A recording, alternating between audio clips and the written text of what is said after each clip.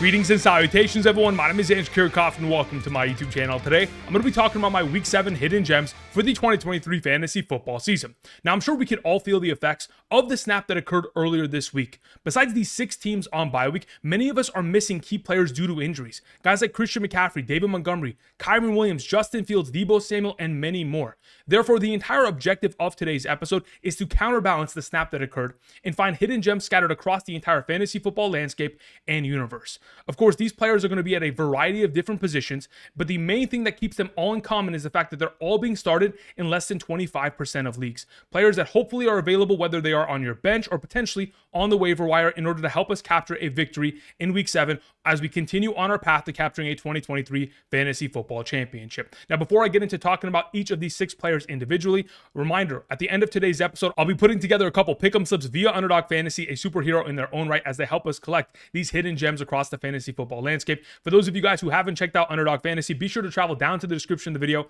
and go ahead and click on the link at this current moment in time. If you sign up using code Andrew and make a first-time deposit minimum of $10, not only are you eligible for the first-time deposit match up to $500, but you're also going to get my rankings sent to you from my email directly to yours for the remainder of the season. Every single Sunday morning, these rankings are by position: quarterback, running back, wide receiver, tight end, kicker, and defense. Flex rankings, half PPR, full PPR, all-inclusive rankings every single Sunday morning. So for those of you who want to take advantage of the opportunity, be sure to check out the map on the right side of the screen, which determines your eligibility based on your current location. Thank you very much for the support. Again, all you got to do is use code Andrew, make that first time deposit minimum of $10. And if you do so before Sunday's slate of games, you could also take advantage of Lamar Jackson's overall special, in which he's 0.5 total yards, pick higher. Obviously, join that in with a pick'em slip and start off your underdog journey the right way. Thank you very much for the support. All right, let's go ahead and let's talk about some hidden gems. I wanted to go ahead and review last week's hidden gems as they played relatively well. Like we talk about Chuba Hubbard last week, he performed as RB7 overall in a half PPR scoring format. That was not expected in any sort of capacity, but obviously he played extremely well in the absence of Miles Sanders. Josh Downs was wide receiver 29, scored himself a touchdown, was far less efficient in terms of the receiving total than I anticipated, but nonetheless played extremely well. Diontae Foreman ended up at RB29. If it wasn't for the fact that Tyson Bagent, the backup quarterback, stole a QB sneak on the 1-yard line, we could have very easily seen Diontae Foreman finish as a top 15 running back with his overall efforts. Curtis Samuel finished as wide receiver 25. Desmond Ridder, quarterback 10 overall, even though he threw 3 interceptions. Can you imagine that? And Kaimi Fairbairn, out of the entire group, was quite literally the most disappointing as he finished as kicker number 15 overall within the given week with only 8 points. You know, very underwhelming, but nonetheless, we'll take it. Within the first week of hidden gems, we found some gems, and going into week 7, hopefully we can continue on this hot streak. So let's go ahead and begin with our number 1. We have Diontae Johnson of the Pittsburgh Steelers. Diontae Johnson and this offense is coming off of course, the bye week. Diontae Johnson is coming off of the injured reserve list, and hopefully he'll be prepared for the matchup this week against the Los Angeles Rams. But as we all know, he is the soul stone of the week, and the soul stone requires a sacrifice for a player that we love. And that is unfortunately Pat Freiermuth. Earlier this week, in his return from his injury, he unfortunately had a setback with his hamstring injury and is not going to be playing. Therefore, with Pat Freiermuth out, he is the cellstone sacrifice in order for Diontae Johnson to have even more upside going into the given week. Now, like I mentioned this offseason, Diontae Johnson is a huge part of this offense. There's a reason why he has had 140 plus targets in each of the last 3 seasons. Therefore, going into this upcoming week, the expectation is that this passing attack should be looking in the direction of Diontae Johnson for majority of this game. You go back to last season, 2022, Kenny Pickett, in the 10 healthy games in which he played the entirety of those games, he wasn't replaced, or he didn't replace Mitchell Trubisky in any sort of capacity. In those 10 full healthy games, he was targeting Diontae Johnson 8.5 times per game. If we can continue that trend of opportunity, of course, it's going to lead to success, as all opportunity in fantasy football typically leads to success, especially when you have a talented route runner in the capacity of Diontae Johnson. They do take on the Los Angeles Rams, like I mentioned earlier, and it is a difficult matchup to an extent, but understand that the Pittsburgh Steelers offense is going to have to throw for majority of this game. Not only have they been one of the more pass-happy offenses in the National Football League, they have a 60.34% pass rate, which is the 8th highest amongst all teams in the National Football League thus far, but they're in a matchup against a team in which we're expecting the Los Angeles Rams to come out, score early and potentially often, and force the Pittsburgh Steelers to have to throw for majority of the second half in a negative game script capacity. When you go back to week 1 of earlier this season, when prior to Diontae Johnson even getting injured in that game against the San Francisco 49ers, prior to his injury in the first half, 6 targets, 3 receptions, 48 receiving yards, had himself a 27.3% target share within this offense. The expectation is without Pat Freiermuth in a matchup in which we're expecting Diontae Johnson to have flourished because of the target opportunity that he is getting. In a negative game script, Diontae Johnson as a soul stoner this week should be a fantastic play. Moving on to the reality stone, we have Deshaun Watson, quarterback of the Cleveland Browns. Again, there's been a lot of speculation as to whether or not Deshaun Watson will be active within the given week, taking on the Indianapolis Colts. Of course, he's missed each of the last 2 games with a shoulder injury.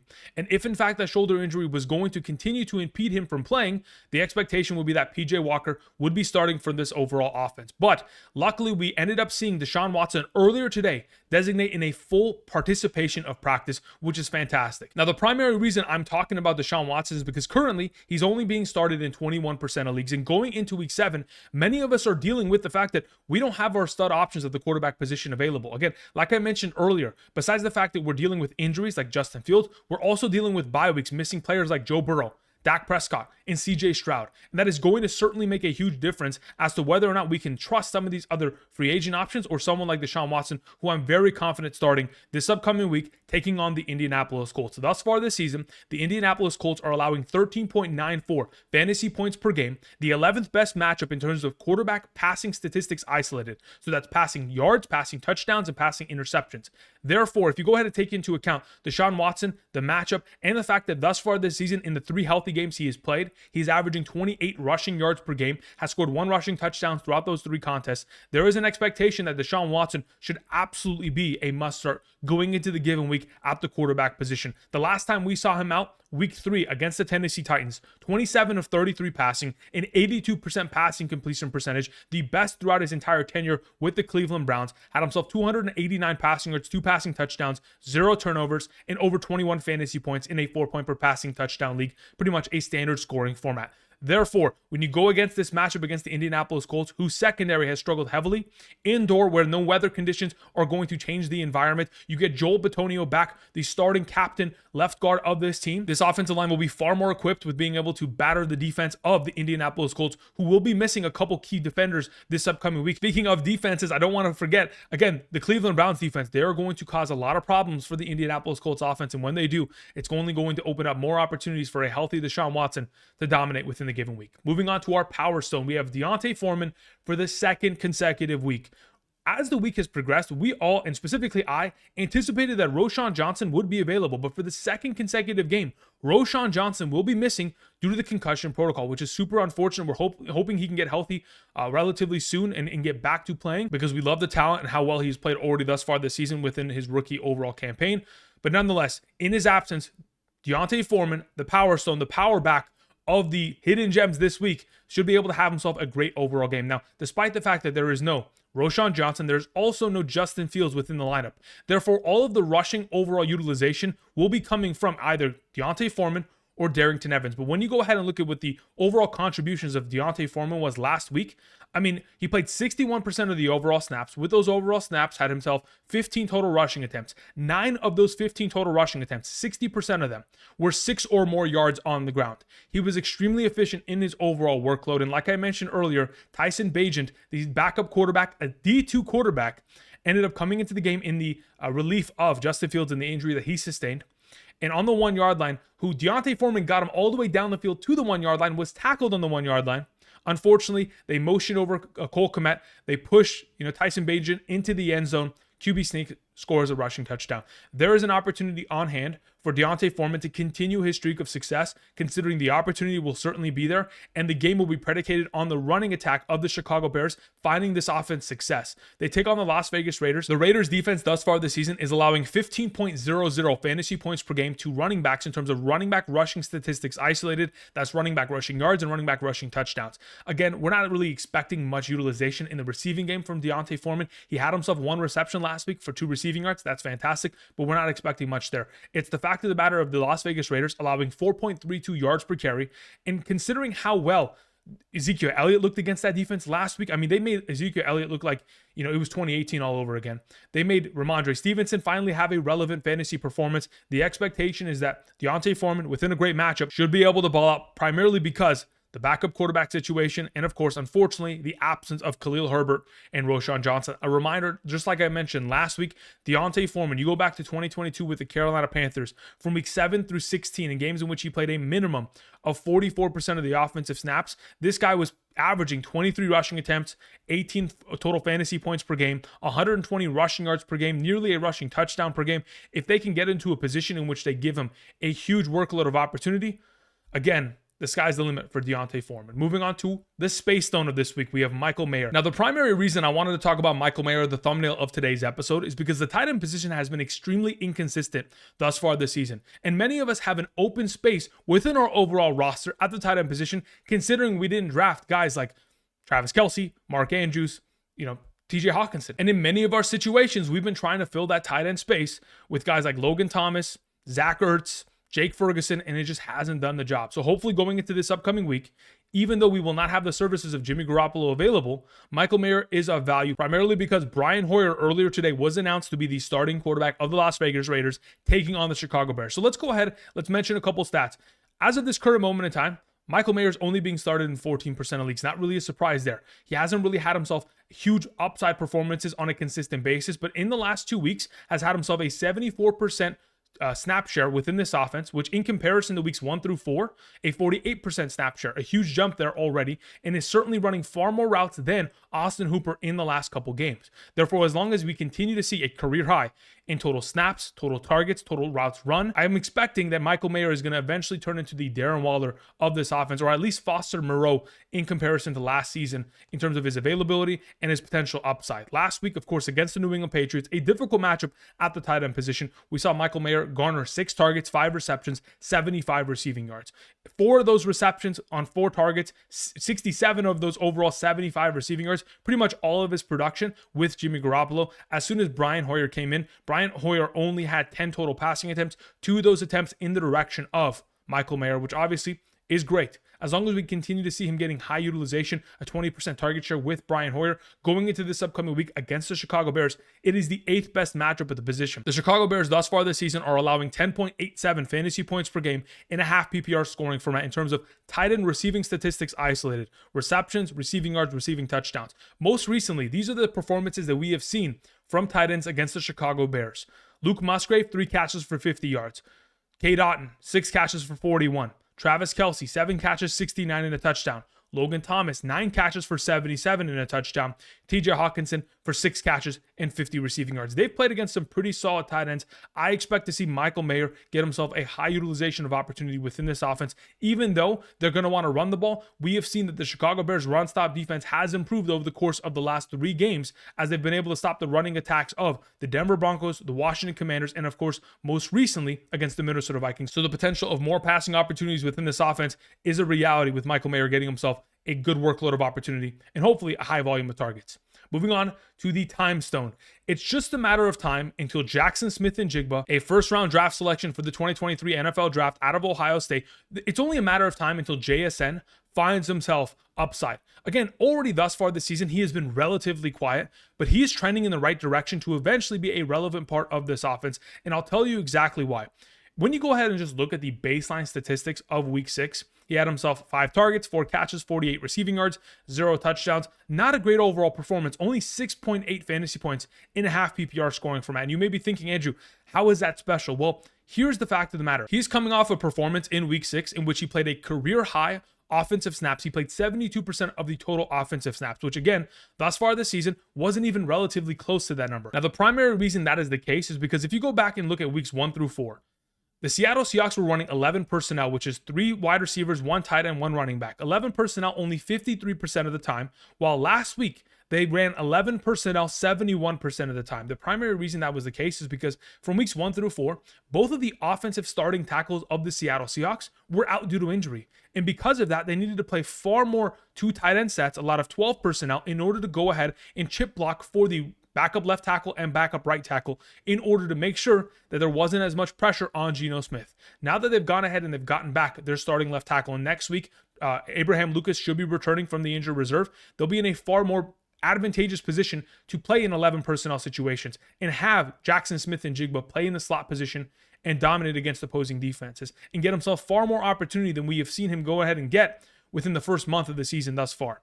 So going into this upcoming weekend's game against the Arizona Cardinals, an advantageous matchup against the defense that gives up their fair share of points. They're the 9th best matchup at the position, allowing 32.5 fantasy points per game to opposing wide receivers in terms of statistics gathered from receptions, receiving yards, and receiving touchdowns. The Arizona Cardinals defense thus far this season, they have a league low in terms of blitz rate, only 16% amongst all teams, which again will not require 2 tight end sets to go ahead and chip block if they're not sending additional pressure.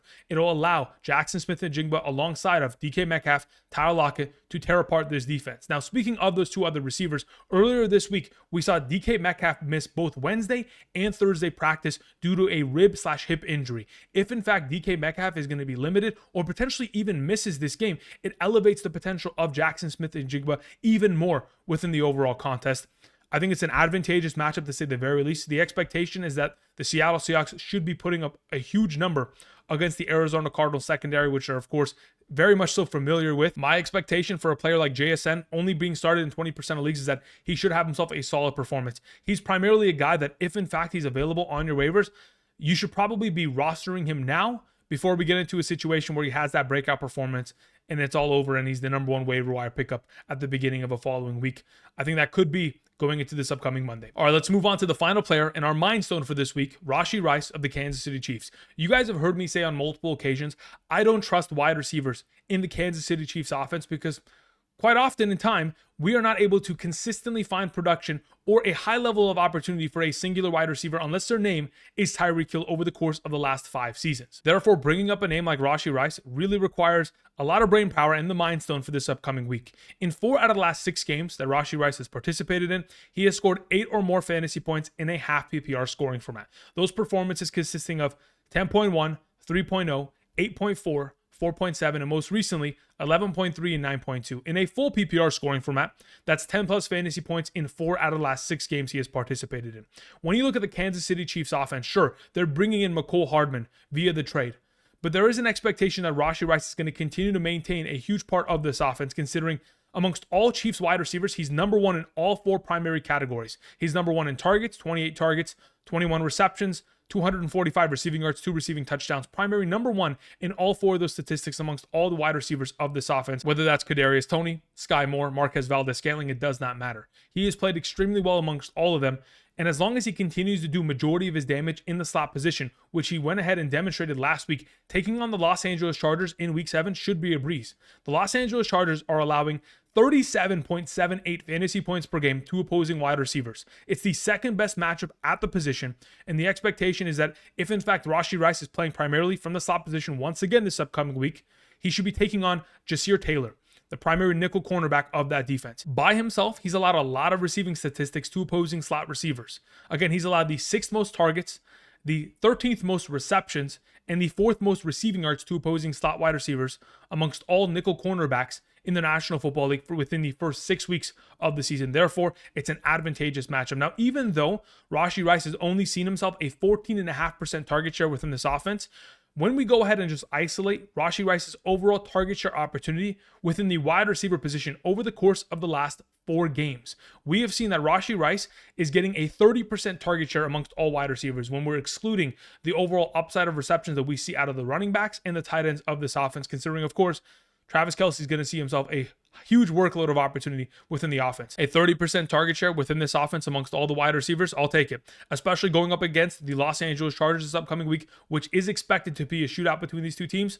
Rashee Rice is a fantastic play as the final hidden gem for this week. All right, with this all concluded, let's go ahead and let's transition into putting together a couple pick'em slips via Underdog Fantasy right now. Again, if you guys haven't yet already, check out the link down in the description. When you click on the link, use code Andrew, make that first time deposit minimum of $10. You'll get my rankings, you'll get the first time deposit match, and you'll also go ahead and get the Lamar Jackson play of 0.5 total yards going into the week. But otherwise, let's go ahead and put together some pick'em slips. So as you guys can see, we have the 100K play of Marquise Hollywood Brown going into this week. You can take advantage of that. There's also LeBron James, 0.5 total yards. Everyone can take advantage of this opportunity prior to opening night of the NBA season. But when we go ahead and just isolate NFL games, let's go ahead and let's find our favorite plays for the given week. We were just talking about Rashee Rice, and I want to talk about his quarterback, Patrick Mahomes, taking on the Los Angeles Chargers. So as you guys can see on screen, we have Patrick Mahomes and the overall statistics that are potentially being picked as higher or lower going into the given week. They currently have his rushing yards set at 25.5 yards. I'm going to pick higher on that number. The primary reason I feel confident about that is because Patrick Mahomes has been able to go higher on that number in 5 of the last 6 games of this season already. Not only that, he's been able to put up a minimum of 28 rushing yards in each of those 5 games that I'm mentioning. And when we go ahead and isolate the matchup against the Los Angeles Chargers, in the last 5 games in which Patrick Mahomes has taken on this defense, he's accumulated 23, -1, 32, 45, and 54 rushing yards in those 5 individual games. Last week, Monday Night Football, we saw, of course, the Los Angeles Chargers pass rush get after Dak Prescott. It forced him out of the pocket on multiple occasions, and because of those overall occasions, he had 7 rushing attempts, of course, 40 total rushing yards. A couple of those overall rushing attempts were designed runs, but nonetheless, we know that Patrick Mahomes, a scrambling machine, already able to surpass this number on 5 out of the last 6 games he has played, should be very capable of surpassing 25.5 rushing yards, accumulating 26 within the given week. Now, another one of my favorite plays going into this week is Ramondre Stevenson, 2.5 receptions. I think that is an extremely low number, and I understand he's only been able to accomplish that feat in 3 of the 6 games he has participated in this season. But just understand, in the last 2 games in which the Buffalo Bills took on the New England Patriots last season, Ramondre Stevenson in those 2 games had 11 receptions total, 5 in one game, 6 in the other. The primary reason is because it's a lot of negative game scripts when you're taking on the Buffalo Bills, and the expectation is that Ramondre Stevenson may have to have himself a huge workload of opportunity within the receiving game in order to stay competitive within the given matchup. He's coming off a performance of 5 receptions, and I understand, like I mentioned earlier, that's only 50% of the time he's able to surpass 2.5 receptions within a game.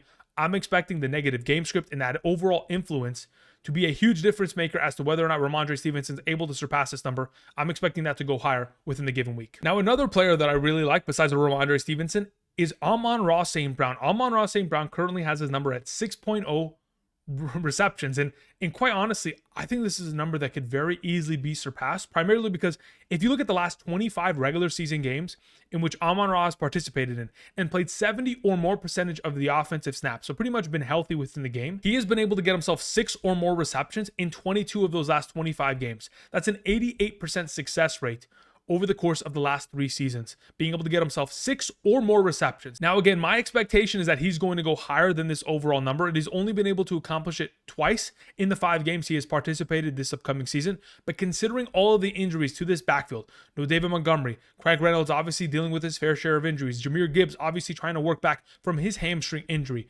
If we're going to be in a situation up against the Baltimore Ravens in which Jared Goff's going to have to drop back and throw the ball 40, 45 times, expect Amon-Ra St. Brown to have himself 12 plus targets and potentially 4 more receptions than 6 overall to be a huge contributor within the overall matchup. I'm expecting him to go higher on that number in the given week. Now, another one of these players that I like a lot going into this week is the number of 20.5 receiving yards from Jaylen Warren. Jaylen Warren is in a sweet spot this week, primarily because in 4 out of the last 5 games, he's been able to surpass this number. In fact, those 4 games, the base minimum was 23 receiving yards from Jaylen Warren. Again, like I mentioned earlier, amongst all teams in the National Football League, the Pittsburgh Steelers thus far this season, they have the 8th highest passing rate amongst all teams. They're going to throw for majority of this game. And on top of it, the running game between Najee Harris and Jaylen Warren hasn't been that successful this season. Amongst all teams in the National Football League, the Pittsburgh Steelers have the 2nd fewest rushing yards amongst all teams. I know they're coming off a bye week, but truly they have not been very successful in the running game. They will not be once again this week, taking on a pretty stout defense in terms of stopping the run.